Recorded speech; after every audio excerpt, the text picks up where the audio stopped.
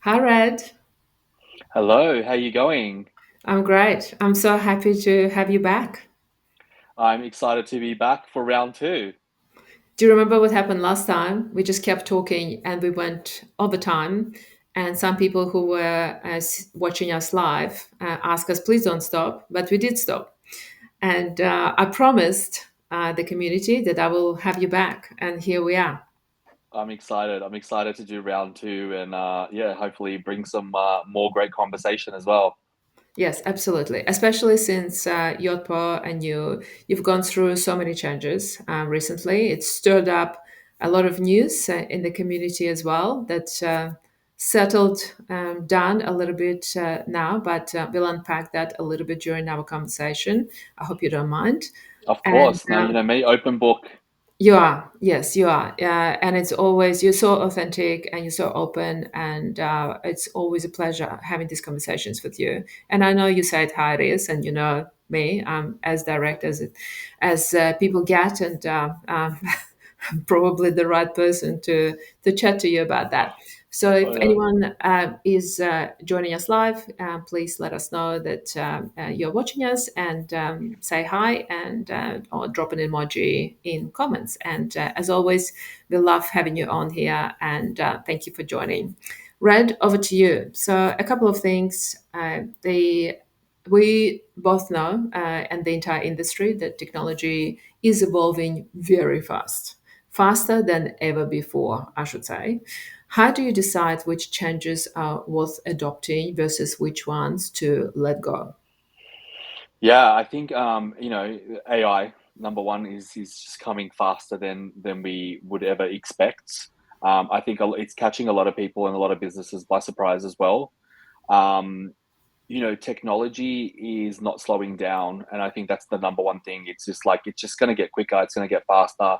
There's so much. When it comes to, I say technology, there's a couple of things that and I know we're talking to it a little bit about, how we're making changes as well. Um, Number one is looking to see how long the business is going to be around for. I think that's one big mistake because there's so much new technology that's coming onto the market. A lot of it doesn't last. A lot of it doesn't stay.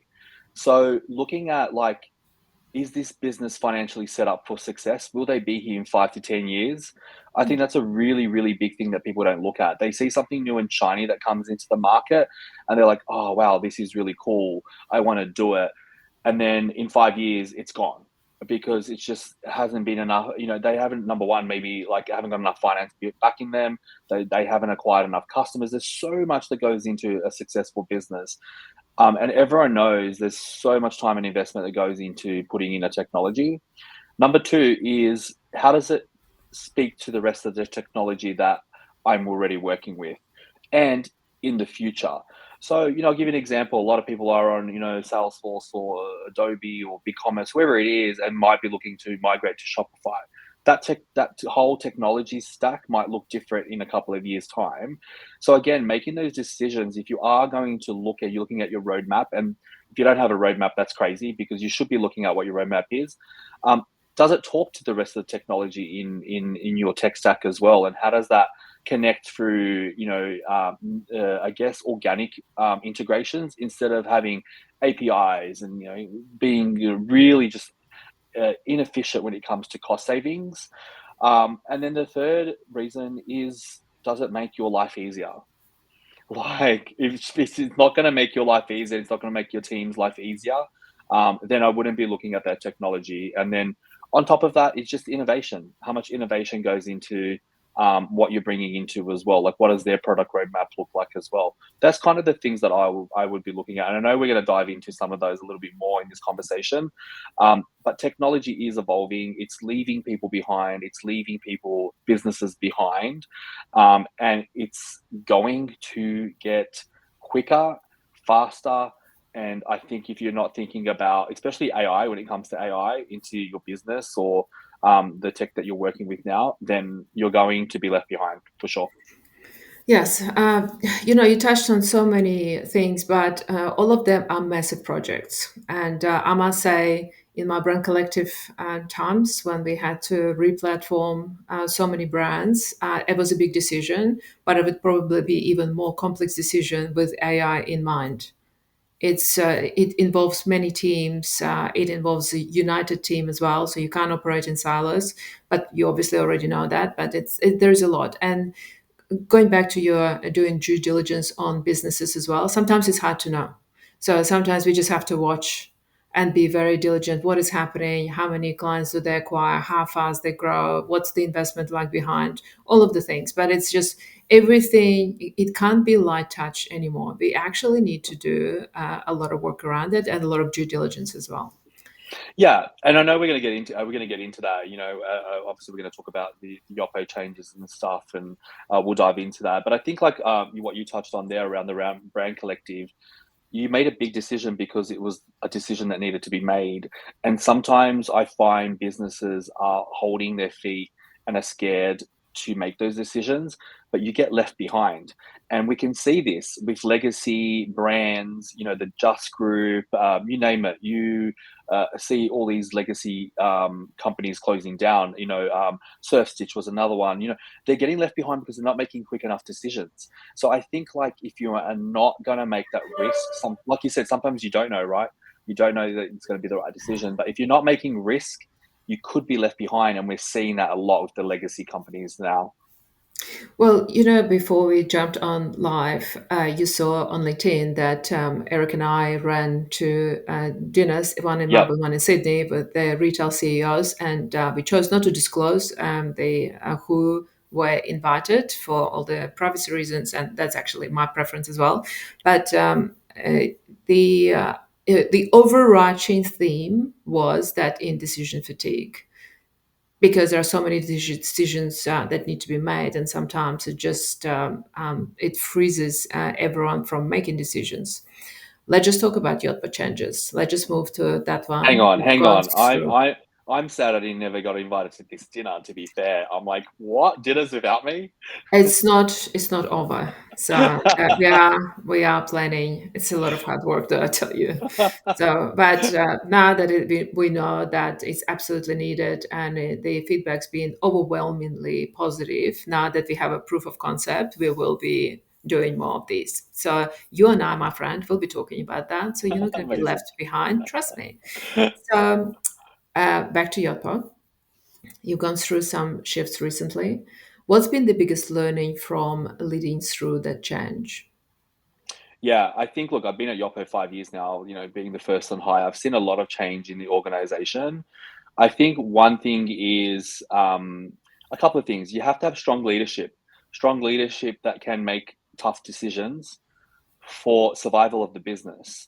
I think when people think Yoppo email and SMS, there's probably a perception that we weren't doing well, but that's wrong. That's a myth. We were doing really well. We had over 200 customers in Australia alone, which is huge considering we were only in the market for a year. So we were acquiring customers. Things that people loved about us was we did fairer pricing. We gave them proper service. We did things that people are missing in the market. So we showed companies that there is appetite for a new provider to come into the market and actually provide better service. And I think that will still be the case. The thing is, to be a successful and sustainable business, especially with AI coming into the market, and a lot of that AI stuff that's happening with email and SMS, it's not going to be sustainable for us. Like our profitable business is reviews and loyalty. And unfortunately, we were getting locked out of the ecosystem because we didn't have partnerships with Attentive, Klaviyo, Omnisend, you name it. Our partnerships were either limited or non-existent.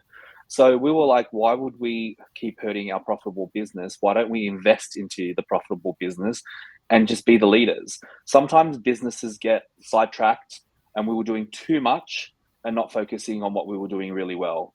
And it was a lesson, but it was something that our founders and our team, our leadership team were like okay to do. Like, yes, it's tough and it sucks, and we hurt some, of course we lost some brands because of it, because of that experience. But we knew in the long run that this is the right decision for us to focus on what we do really well and do it really well, and then partner and open up our ecosystem with all the partners that we didn't have relationships with. For me, a friendlier ecosystem only benefits our customers and our potential customers, that they're coming into the best at what we do and not good at what we do. So it was a decision that we kind of made as a leadership team, and I fully backed it. Hence why I'm still at Yoppo. That was very admirable. When I saw the first post that went on LinkedIn announcing it, the first thing I thought of that how brave it was, Yeah, because these decisions are very tough to make, because obviously that automatically will impact the team and it will impact your customers, some positively and some negatively. So yeah, navigating that space would have been probably one of the hardest thing for you to do in your tenure in the business of the last 5 years. That's just my assumption. But when I looked at it, 100%. I thought, No, and that you've nailed on the head. It is a tough decision, and I can give you some I guess a bit more visibility. But Shopify got rid of their whole fulfillment team, big redundancies. Klaviyo did 20% redundancies recent. Gorgeous did 10% redundancies. No one's vocal about it. Something that we've always been is transparent. We will always talk about our changes, our redundancies, whatever we're doing as a business. Sometimes to our fault, we're too transparent, but I would rather work with a transparent business. So when people are making decisions to work with us, there's no hidden agenda. We are very open. We'll always be open as much as possible.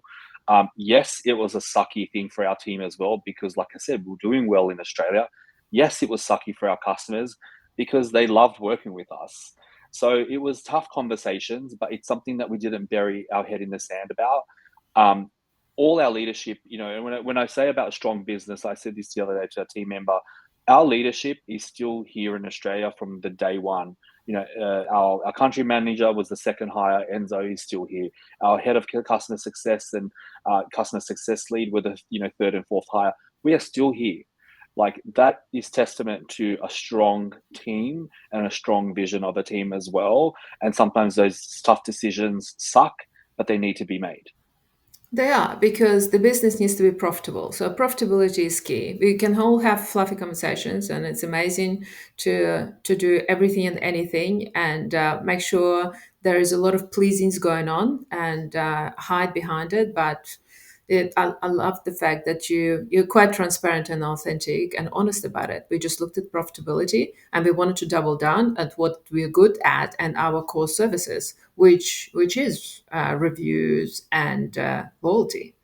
Yeah, correct, That's how you correct. started. I remember this conversation 5 years ago. Yeah, exactly, exactly. Yeah, and we are kind of investing heavily into those products now immediately as soon as those changes have happened. Well, like I said, we've opened up our integrations with our key partners, Attentive, Klaviyo, Omnichannel, and it's benefiting our customers already. So we already know that the decision that we made is already being fruitful for the customers that we kind of work with already. Okay, you gave me a perfect segue, because I've seen plenty of announcements recently from you. Thank God you're very active on LinkedIn, so I can actually know exactly what you do at any point in time. That you've joined forces with some strong partners. Yeah. What do these collaborations open up for your customers? Yeah, we've had a couple of big announcements. So firstly, we partner with everyone, which is a great thing, right? Like the open ecosystem. I've met with all the teams. All the, I guess, frenemies back there back in the day. We're all friends again, which is amazing. But some key partnerships that we have launched is one is with Novel, which is helping our omnichannel customers really bring that mobile first loyalty program. We have great people like LSKD, Princess Polly have opened up stores with it as well. It's just giving you a mobile experience. You've got your loyalty program in your hands. You don't really, I personally don't love having a chat to the, people in the store and stuff. So being able to give people control over their loyalty program in their hand and then giving them that mobile experience in store is something that's really, really important to us. Omnichannel is something that we're really, really pushing at the moment. We've done a lot of changes when it comes to our loyalty program, our tiers. A lot of the things now that were not possible with anyone, any loyalty program, is now possible with us, and it's something that we're really, really investing in heavy. The other thing is Attentive. So when we went to the market and we were like, right, who are we going to put our preferred partner with? Attentive came top of mind, and there was a couple of reasons. Number one is our portfolio of customers when it came to email and SMS was heavily SMS. So the number one SMS platform is Attentive, hands down. It's not something that they're a $500 million business. they are huge. They work with some of the biggest brands like H&M, Asics. They work with really big brands. And we knew that most of our brands are SMS customers. So we wanted to give them an opportunity to go to back to the best. Of course, they could have gone to anywhere, but we kind of wanted to make that kind of white glove service. They're new in the email space. They've got money behind them. So they're not going to go anywhere when it comes to like being a competitor when it comes to email. So that's kind of reason why we kind of picked that partnership. But also they came to us and said, we respect what you've done. The language was very different. The language was, we respect your team, we respect what you've done. It wasn't any ego when it came to partnering us, and it kind of just aligned with what we're doing. Do you know what I mean? And the local team have been phenomenal. I spoke at their event yesterday. I Just the saw. Mhm. yeah, just the respect level. It was really nice. And the first thing they said to us is, when I was on stage is, isn't this nice being able to sit here together? And they've always just acknowledged our team and the hard work that our teams put in. And for me, that's all it is. It's just like, you can be competitors, but you can still respect each other. You can still respect the work that you do. And yeah, it's kind of one of the reasons why we partner with them. But again, our open ecosystem is something that I love. I love the Clavier team. I love the Dot Digital team, Omnisend team.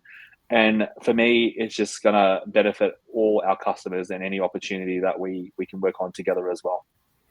I love your focus on omnichannel proposition, and obviously the digital wallet is a game changer in my view, and it works very well with other channels. I'm not saying that one is excluding the other, but I No, think the whole combination of email, SMSs, and digital wallet, when done properly with the view of the customers' expectations and which channel they use the most and which one they prefer, actually. So then it's an absolute game changer. So that yeah, yeah, and I love what you mentioned about the language, how important it is. Well, I know you as a person, so I know in general that it is important to you as a person. I'm actually very surprised to hear that the word that you use, frenemies, because I don't think you have any. But you always want to, for you, this is all just it's everything's an open book. You just want to be friends with everyone. You just want people to be mutually respected of each other. And this is very important to you as a person. I know that about you.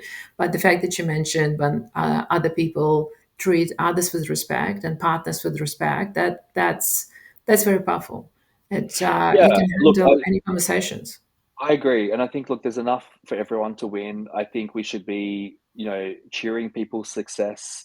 I think like that's the most important thing that we can do, right? No matter, I always say, even if it's a competitor and they've done something, that means it's achievable. We should be cheering on that success. People are IPOing and stuff like that. We should be cheering that. It's an Australian company or Australian people that are creating that success. That's exciting. It's showing that we're thriving as a market. When a fashion brand breaks into the US and they do really well, fashion brands should be seeing that as amazing. I can do it too. So it should be, we should be cheering each other. We should be supporting each other. And I think we do that really well in Australia, especially when it comes to brands. I have so many founders that connect. They do swimwear together, or they're competing against each other, but they support each other, and that's kind of the mentality that tech should have as well. It's support, support, support. Yes, because behind any business, there is a team of people that are doing very hard work. So by supporting the business and the brand, we're supporting the team that is behind it and help it grow and help it being successful too. But Yeah, ultimately, which benefits the customer at the end of the day. agree. I agree. Absolutely agree with that.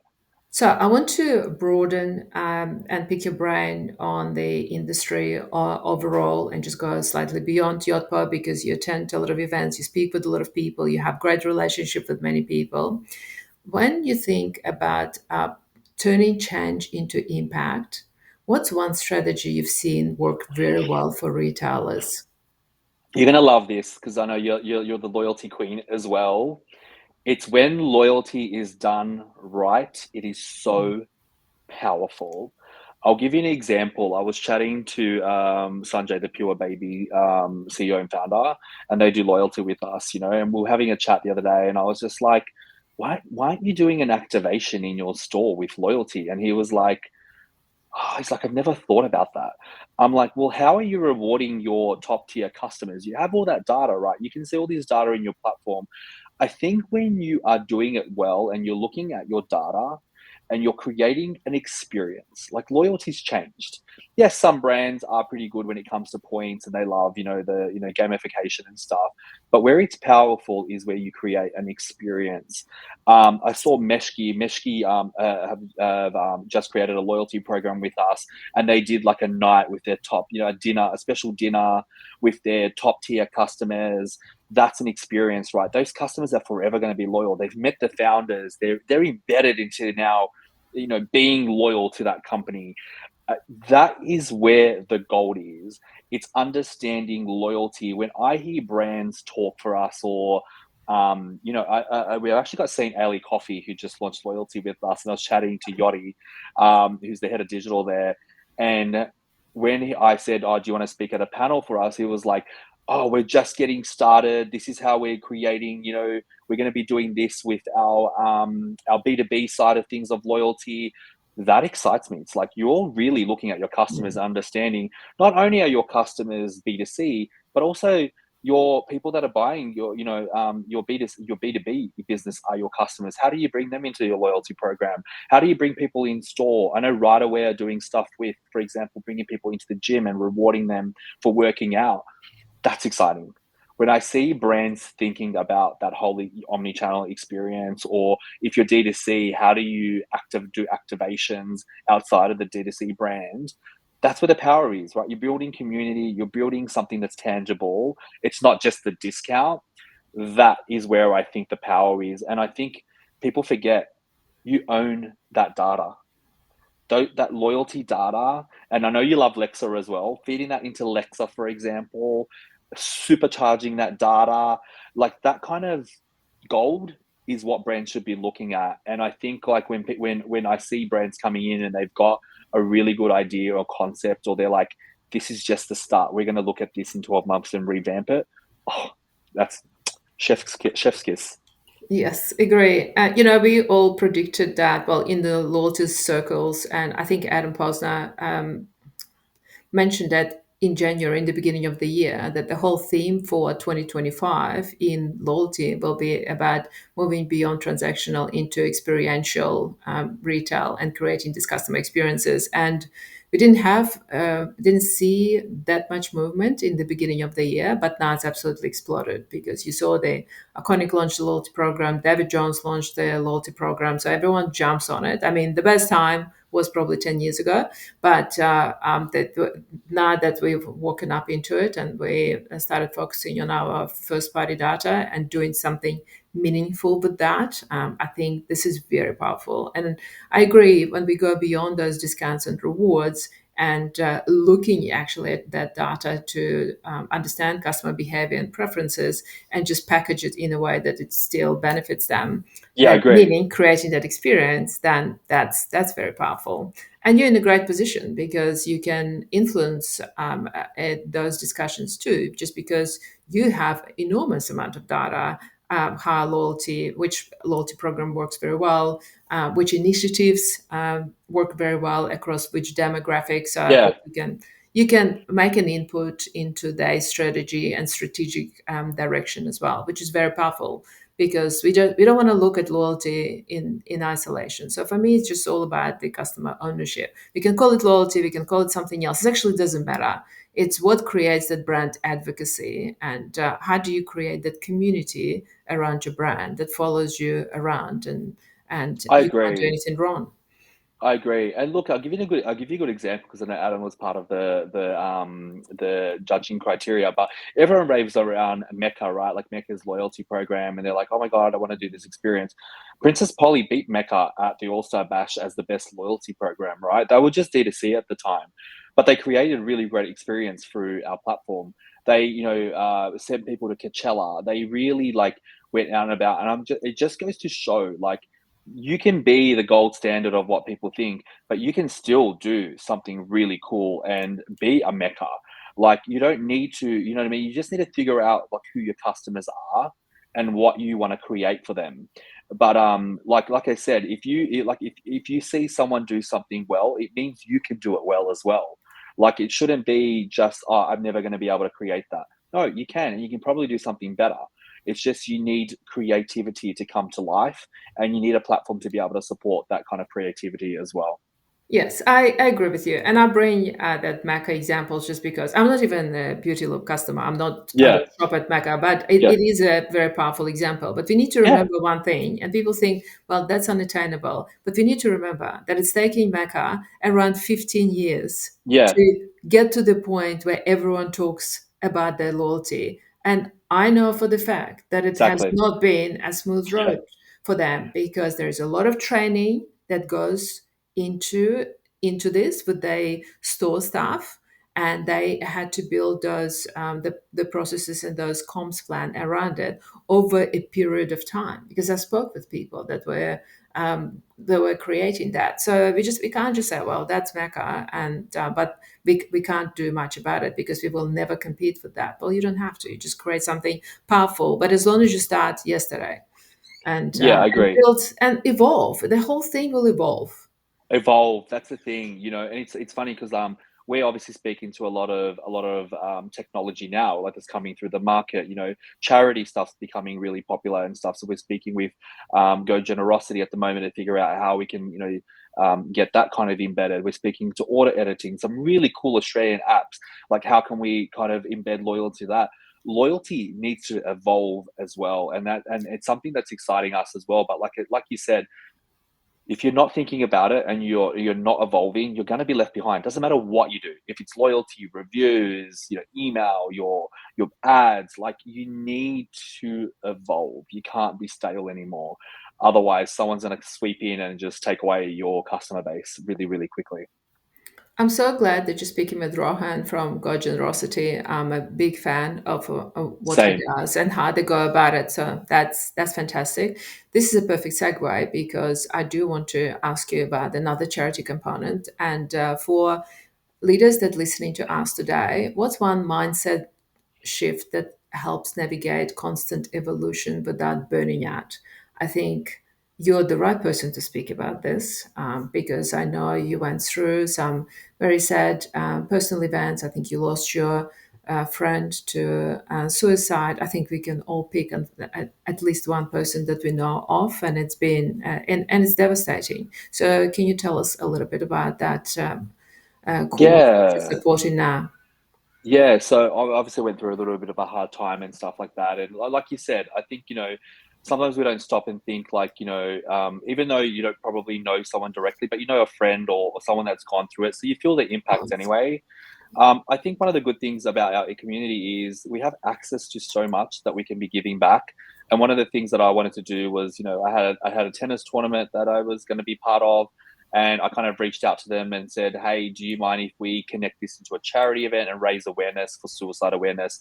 And I started reaching out to some organizations, and I came across Switchboard, which is a Melbourne-based organization that helps with people with suicide and kind of giving support with people as well. Like they do training and classes with people that have been affected by it as well. Within a week, we raised over $3,000. It was just a raffle ticket that we did. But the amount of organizations, like LSKD, Muscle Nation, Catherine from Waterdrop gave all the players hydro packs and water bottles. Salt Lab came in, Naked Harvest, I Love Linen. I had all these amazing brands really wanting to give back. And it's something that it made me think about is we don't stop sometimes as organizations. We don't stop to see if anyone's been impacted through their mental health or personal lives.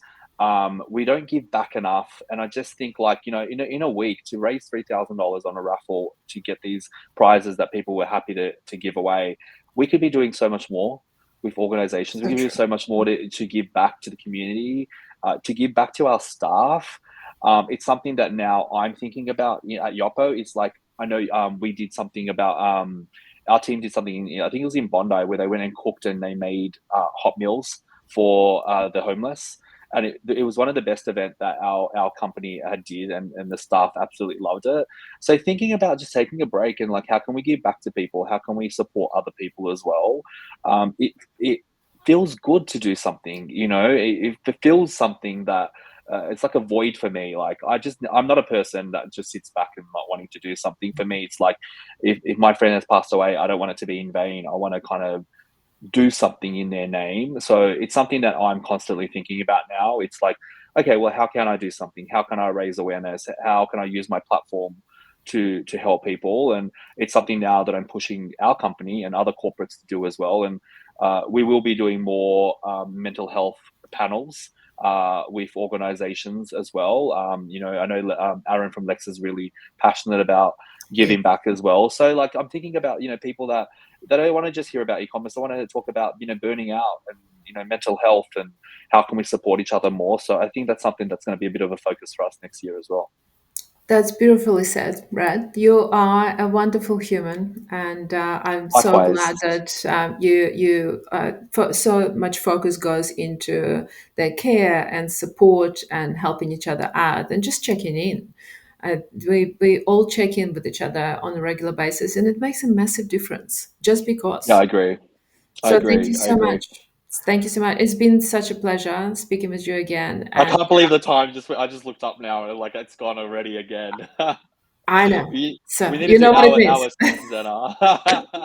We'll break them up into It just chunks. means round three next year. I know you're busy, so That's yeah, exactly right. Well, it yeah, will happen. exactly. You know, when it's scheduled, it happens. So, and what's important gets scheduled as well.